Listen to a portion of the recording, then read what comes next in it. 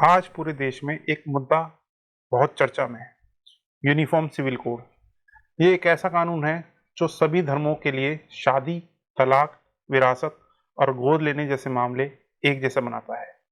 लेकिन इस कानून को लेकर देश में कई तरह की प्रतिक्रिया आ रही हैं। कुछ लोग इसे संविधान के मूल सिद्धांतों के अनुकूल मानते हैं, तो कुछ लोग इसे सामुदायिक डाइवर्सिटी के खिलाफ बताते हैं। आज के इस वीडियो में हम इसे पूरी डिबेट को आसान भाषा में समझेंगे, साथ ही इस मुद्दे के पीछे की पॉलिटिक्स और सॉल्यूशन पर भी नजर डालेंगे। यूसीसी। यूसीसी क्या है? यूनिफॉर्म सिविल कोड एक ऐसा कानून है जो सभी नागरिकों के लिए एक समान कानून लागू करेगा। इसका मतलब ये है कि अलग अलग धर्मों के पर्सनल लॉज अब एक जैसे हो जाएंगे, चाहे शादी हो, तलाक हो या विरासत। मतलब आपको मिलने वाली किसी भी तरह की प्रॉपर्टी के राइट्स। अब तक भारत में अलग अलग धर्मों के लिए अलग अलग सिविल लॉज हैं। ये यूसीसी का पहला प्रयोग उत्तराखंड में हुआ। यूसीसी का उद्देश्य एक जैसा कानून लाके समानता और न्याय प्रदान करना है, लेकिन इसका विरोध भी हो रहा है।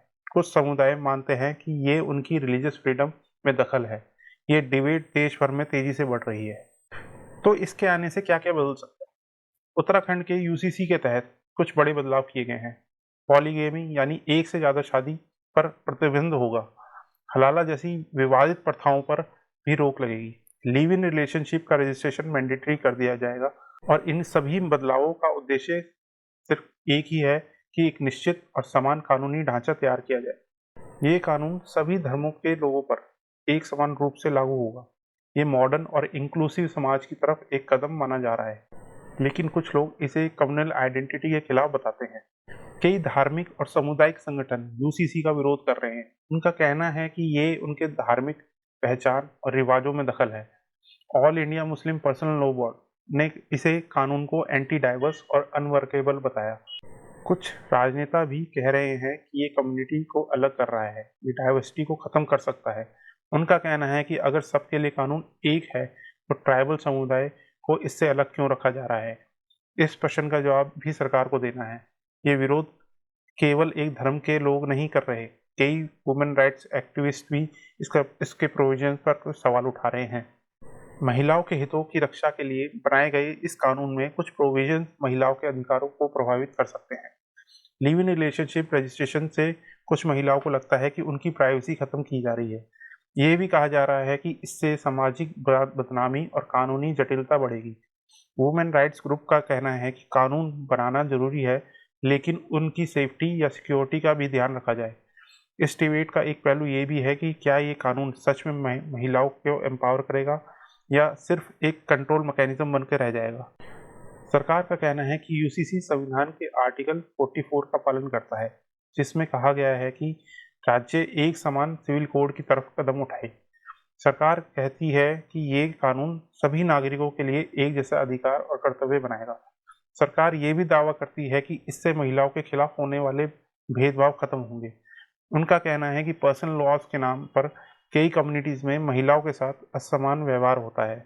यूसीसी से ये व्यवहार बदलेगा और महिलाओं को ज़्यादा इक्वालिटी और फ्रीडम मिल पाएगी।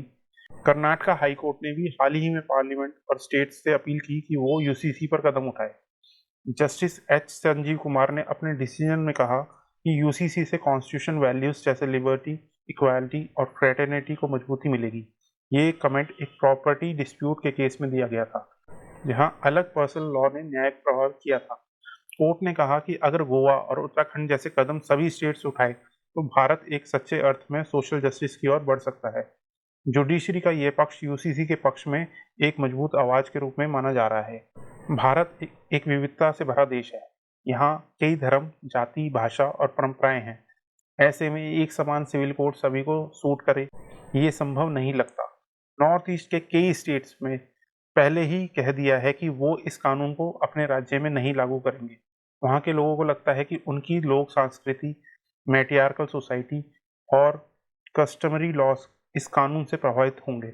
सरकार को ये भी समझना होगा कि यूनिटी का मतलब यूनिफॉर्मिटी नहीं होता। विविधता में एकता बनाना भारत की असली पहचान है। यूसीसी को लेकर राजनीतिक पार्टीज में भी स्पष्ट विभाजन है। कुछ पार्टीज इसे एक प्रोग्रेसिव कदम मानती हैं, तो कुछ इसे एक वोट बैंक पॉलिटिक्स का हिस्सा बताती हैं। AIMIM के असदुद्दीन ओवैसी ने इसे नॉन यूनिफॉर्म यूसीसी कहा, क्योंकि ट्राइबल्स और कुछ धर्मों को छूट दी गई है। उनका कहना है कि ये एक स्पेसिफिक कल्चर को प्रमोट करता है और बाकी को सप्रेस। वहीं कुछ पार्टीज मानती हैं कि ये संवेदनशील कदम है जो भारत को संविधान को और मजबूत बनाता है। राजनीति में इस कानून को लेकर पोलराइजेशन साफ साफ दिखाई पड़ता है। यूसीसी के असर केवल कानूनी या राजनीति नहीं है, ये समाज पर भी गहरा प्रभाव डालेगा। एक तरफ जहां ये समानता और न्याय का वादा करता है, वहीं दूसरी तरफ ये सामुदायिक पहचान और परंपराओं को प्रभावित करता है। ये कानून के पर्सनल चॉइसेस जैसे शादी का तरीका, विरासत का सिस्टम में डायरेक्ट दखल देता है। ऐसे में समाज के हर हिस्से को इस पर अपना विचार देना चाहिए। जागरूकता और संवाद से ही इस कानून का सही रूप निकल के आ सकता है। इसके बिना ये सिर्फ एक और विवाद बन के रह जाएगा। भारत के ट्राइबल कम्युनिटीज के लिए उनके कस्टमरी लॉज उनकी पहचान का हिस्सा है। झारखंड, छत्तीसगढ़, उड़ीसा जैसे राज्यों में ट्राइबल्स ने यूसीसी का विरोध में अपनी आवाज उठाई है। उनका कहना है कि कानून उनकी ट्रेडिशनल जस्टिस सिस्टम और सोशल प्रैक्टिसेस को खत्म कर देगा। सरकार ने फिलहाल इन्हें इस कानून से छूट दी है, लेकिन सवाल यह है, क्या ये एग्जेम्पशन हमेशा बना रहेगा और क्या ये एग्जेम्पशन खुद यूसीसी के आइडिया को कॉन्ट्रडिक्ट नहीं करता? इन समुदायों के हित और अधिकारों को समझना बहुत जरूरी है। नॉर्थ ईस्ट के राज्यों में जैसे मिजोरम, नागालैंड, मणिपुर में लोगों का कहना है कि उनकी आइडेंटिटी और ट्रेडिशन यूसीसी से प्रभावित होंगे।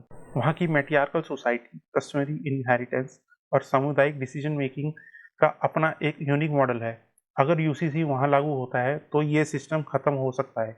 इसलिए वहाँ की स्टेट असेंबली ने इस कानून को रिजेक्ट करने का संकल्प लिया है। सरकार के लिए ये एक बड़ी चुनौती होगी। एक तरफ कॉन्स्टिट्यूशन विजन है, दूसरी तरफ रीजनल ऑटोनॉमी, दोनों के बीच बैलेंस बनाना होगा। भारत का यूथ और urban middle class largely UCC को सपोर्ट करता है। उनका कहना है कि हर किसी के लिए एक समान कानून होना चाहिए। अलग अलग पर्सनल लॉ से कंफ्यूजन और इनइक्वालिटी बढ़ती है। Live in relationship, interfaith marriage जैसे मॉडर्न कॉन्सेप्ट पर लीगल प्रोटेक्शन मिलना चाहिए। लेकिन उनको ये भी कहना है कि किसी भी कानून को लागू करने से पहले अवेयरनेस और सेंसिटाइजेशन कैंपेन चलाया जाना चाहिए। कानून तभी सफल होता है जब समाज उसे समझे और स्वीकार करे। मीडिया ने इस मुद्दे को हर एंगल से उठाया है, कानूनी, धार्मिक, सामुदायिक और राजनीतिक। लेकिन कई बार मीडिया कवरेज बायस्ड भी दिखा। मीडिया का रोल होना चाहिए लोगों को सही जानकारी देना, बिना किसी बायस के। अगर मीडिया कंस्ट्रक्टिव डायलॉग प्रमोट करे तो लोगों में कन्फ्यूजन कम होगी, सामाजिक संवाद और राजनीतिक अवेयरनेस बढ़ेगी। ये संवेदनशील मुद्दा है और मीडिया को इसमें अपनी भूमिका और अपनी जिम्मेदारी से काम लेना चाहिए। कानून के एक्सपर्ट मानते हैं कि यूसीसी एक जरूरी कदम है, लेकिन इसे लागू करने का तरीका ग्रेजुअल और इंक्लूसिव होना चाहिए। एक सिंगल कोड सब पर थोपने की जगह पहले समाज के अलग सेक्शन को समझाया जाए। कंसल्टेशन और फीडबैक लेना जरूरी है। सुप्रीम कोर्ट ने भी बार बार यूसीसी के पक्ष में बात की है, लेकिन लीगल कम्युनिटी ये भी मानती है कि ट्राइबल और कल्चरल एग्जेम्पशंस को संविधान के तहत संभालना होगा। सभी के लिए समानता तभी पॉसिबल है जब सभी की आवाज़ सुनी जाए। यूसीसी का बिगेस्ट चैलेंज उसका इम्प्लीमेंटेशन में है। भारत में लॉ एनफोर्समेंट और लीगल अवेयरनेस दोनों अनइवन है। गांव और शहर में कानून समझने की समझ अलग अलग होती है। जब तक लीगल लिटरेसी बढ़ेगी नहीं, तब तक इस कानून का असर अधूरा रहेगा। लिव इन कपल्स का रजिस्ट्रेशन या प्रॉपर्टी रूल्स का पालन तभी होगा जब लोग इन चीज़ों को समझेंगे। सरकार के लिए ये भी एक चैलेंज है कि वो अवेयरनेस और लीगल सपोर्ट को ग्रास रूट तक कैसे ले जाए। इसके कुछ सॉल्यूशंस भी हो सकते हैं, जैसे कि यूसीसी को स्टेप बाय स्टेप इम्प्लीमेंट किया जाए, सभी रीजन्स और समुदायों से संवाद करके।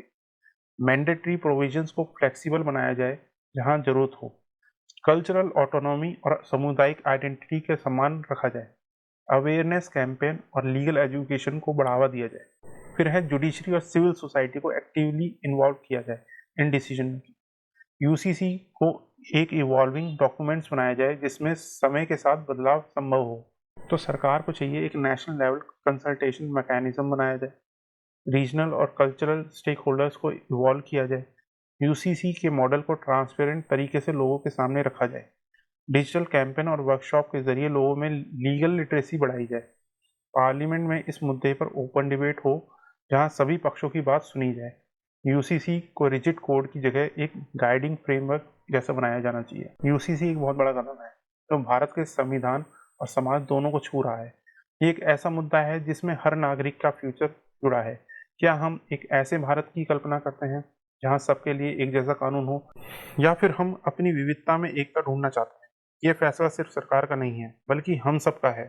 जब तक समाज इस पर खुलकर चर्चा नहीं करेगा, तब तक कानून सिर्फ कागज पर ही रहेगा। सोचिए, एक कोड सबके लिए ठीक हो सकता है। आपको क्या लगता है?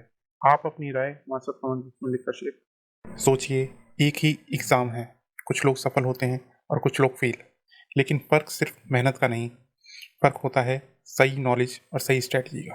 क्या हमें जो पढ़ाया या बताया जा रहा है, क्या उसका कोई दूसरा पहलू भी है?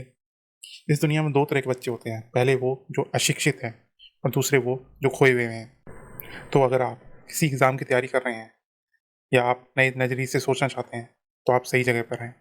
ये चैनल आपके लिए एक गेम चेंजर हो सकता है। यहाँ मिलेगी आपको insightful knowledge, education specific content और वो समझ जो आपको सिर्फ मार्क्स ही नहीं बल्कि रियल लाइफ विजडम भी देगी। और हमारी वीडियो इन्फॉर्मेटिव और वैल्यूएबल लगती हो तो लाइक करें, अपना ओपिनियन कमेंट बॉक्स में लिखें और चैनल को सब्सक्राइब करना ना भूलें। धन्यवाद। जय हिंद।